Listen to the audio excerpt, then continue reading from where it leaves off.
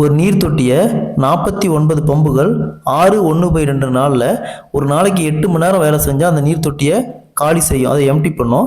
அதுவே 196 பம்புகள் ஒரு நாளைக்கு 5 மணி நேரம் வேலை செஞ்சால் எத்தனை நாளையில் அந்த நீர் தொட்டியை காலி செய்யுன்னு கேட்குறாங்க. டைம் அண்ட் ஒர்க்கில் இந்த மாடல் சம் கேட்டாங்களா? ஸோ என்ன சொல்லியிருக்காங்க, ஃபஸ்ட்டு 49 பம்புகள் எத்தனை நாள், 6/1/2 இருக்குது. இது கலப்பு பண்ணதில் இருக்குது. அப்போ 6 × 2 12, 12 + 1 13/2 இன்ட்டு ஒரு நாளைக்கு எத்தனை மணி நேரம், 8 மணி நேரம் வகுத்தல். ஸோ இங்கே 196 பம்புகள், 196 × 5, இதை சால்வ் பண்ணால் ஆன்சர்.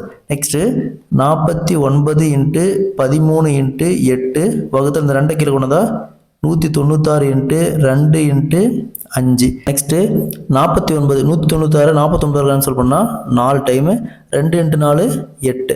ஸோ பேலன்ஸ் பார்த்தோம்னா 13/5, அப்படியே கேன்சல் பண்ணால் 2 5 10, மீதி 3/5.